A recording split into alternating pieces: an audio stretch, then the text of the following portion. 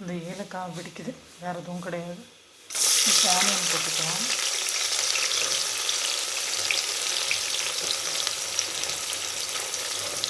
ஒரு சில்லி ஒரு 3 இல்லை 4 எடுத்துக்கோங்க.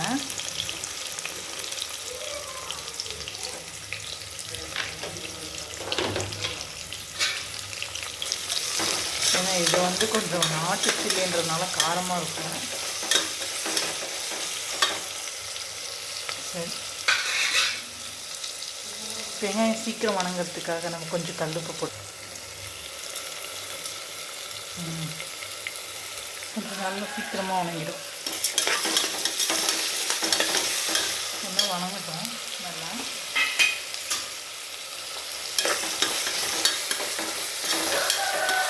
இப்போ நான் நிறைய செய்ய போகிறதில்ல, கொஞ்சமாக தான். ஒரு 3 ஆழா 200 கிராம்ஸ் அந்த இது இருக்குல்ல, அதில் வெறுமே 3 டம்ளர் தான்.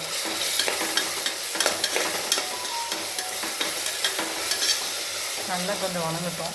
நம்ம எப்போவுமே வெங்காயம் வணங்கும் போது சால்ட் போட்டோம்னா கொஞ்சம் நல்லா வணங்கும். கொஞ்சம் வதங்கட்டும் நல்லா. ஃபஸ்ட்டு கொஞ்சம் வெங்காயம் வதங்கும் போது புதினாவும் போட்டுக்கலாம், ஏன்னா கொஞ்சம் ஸ்மெல் நல்லாயிருக்கும்.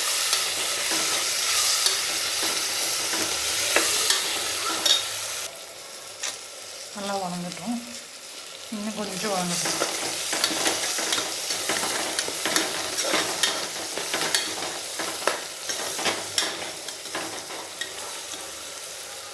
இன்னும் கொஞ்சம் வதங்கினதுக்கப்புறம் நம்ம தக்காளி ஆட் பண்ணிவிட்டு அதுக்கப்புறம் இஞ்சி பூண்டு பேஸ்ட் ஆட் பண்ணிக்கலாம். இஞ்சி பூண்டு பேஸ்ட் ஆட் பண்ணிவிட்டேன். இப்போ நெக்ஸ்ட் நம்ம தக்காளி ஆட் பண்ணிக்கலாம்.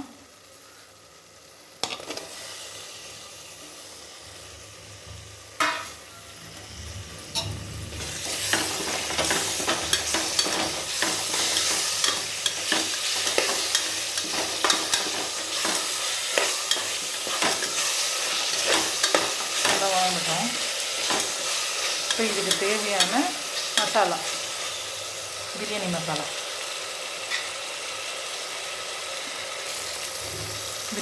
ஆட் பண்ணியாச்சு. இப்போ கொஞ்சம் வணக்கி வச்சுக்கணும்.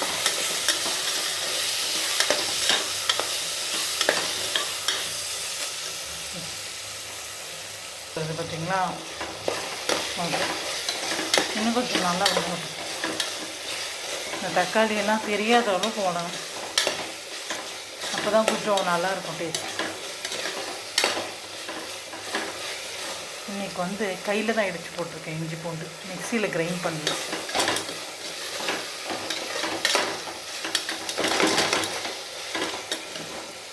இப்போ பார்த்திங்கன்னா அதை வேக வச்சுருக்க மட்டன் இருக்குல்ல, அதை எடுத்து கொஞ்சம் போட்டுக்கலாம்.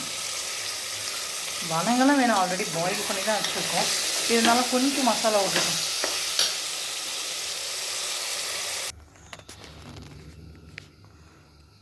ஓகே, தண்ணி ஒரு டம்ளர் அரிசிக்கு 1 டம்ளர் தண்ணி. இன்றைக்கி நான் எடுத்துருக்கிறது வந்து பார்த்திங்கன்னா பாஸ்மதி ரைஸ் தான் எடுத்துருக்கேன். ஸோ 1 டம்ளர் அரிசிக்கு 1 டம்ளர் தண்ணி. சால்ட் மட்டும் செக் பண்ணிக்கலாம். தண்ணி கொதிக்கட்டும்.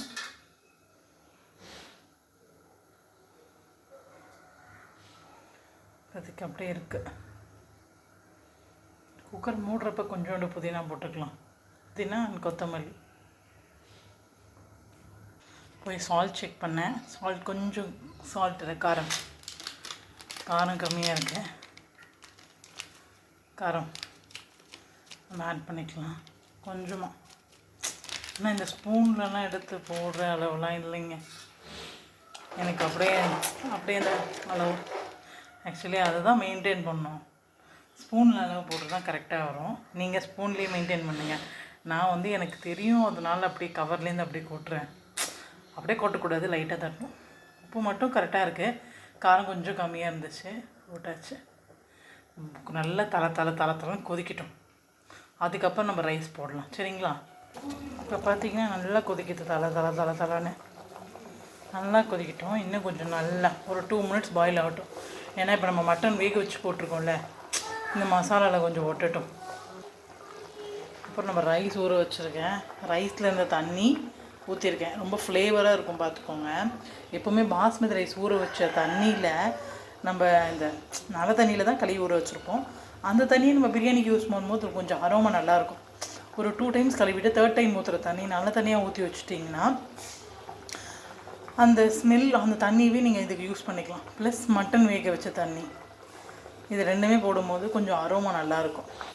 இப்போ பார்த்தீங்கன்னா ரைஸ் போட்டேன். ஏன்னா ஒரு கையில் பிடிச்சிட்டே போட முடியாது, கேமரா பிடிச்சிட்டே போட முடியாது. ஜென்டிலாக கிளறுங்க, ரொம்ப கலர்னிங்கன்னா ரைஸ் உடஞ்சிரும்.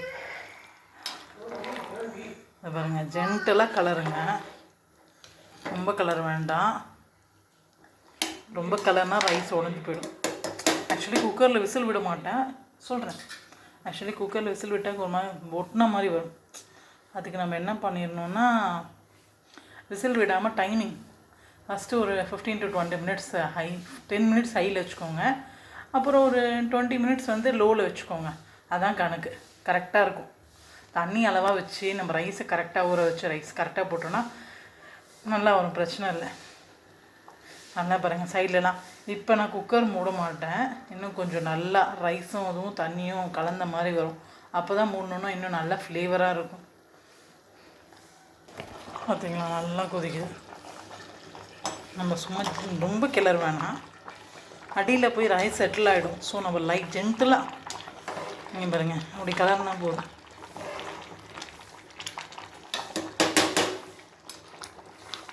ஆக்சுவலி கரண்ட் இல்லை, ஃப்ளாஷ் லைட் போட்டு அதை பண்ணிகிட்ருக்கேன். ஆக்சுவலி இதுக்கு முன்னாடி ஒரு ஷார்ட்ஸ் போட்டிருப்பேன், அதில் வெறும் பார்த்தீங்கன்னா குக்கிங் பண்ணி எடிட் பண்ணாமல் ஃபுல் வீடியோ போடாமல் எப்படி போட்டிருப்பேன். ஆக்சுவலி கொஞ்சம் வந்துருச்சு, இன்னும் கொஞ்சம் வரட்டும். இப்போ நம்ம கொரியண்டர் ஆட் பண்ணிக்கலாம். ஆக்சுவலி பிரியாணியில், அதுவும் எஸ்பெஷலி மட்டன் பிரியாணியில் கொத்தமல்லியும் புதினாவும் போடும்போது நல்ல ஒரு ஃப்ளேவர் கொடுக்கும். ஆக்சுவலி பார்த்தீங்கன்னா நல்ல ஒரு ஃப்ளேவர் அரோமா கொடுக்கும். ஆக்சுவலி ஃபைனலாக போடணும், நான் ஃபைனல் டச்சுக்கு வந்துருச்சு ஆல்மோஸ்ட்டு. பாருங்க, இந்த தண்ணி ரைஸ் கரெக்டான வெந்துருச்சு. ஓகே, இதுதான் கரெக்டான ஸ்டேஜ். நம்ம லாக் பண்ணிடலாம்.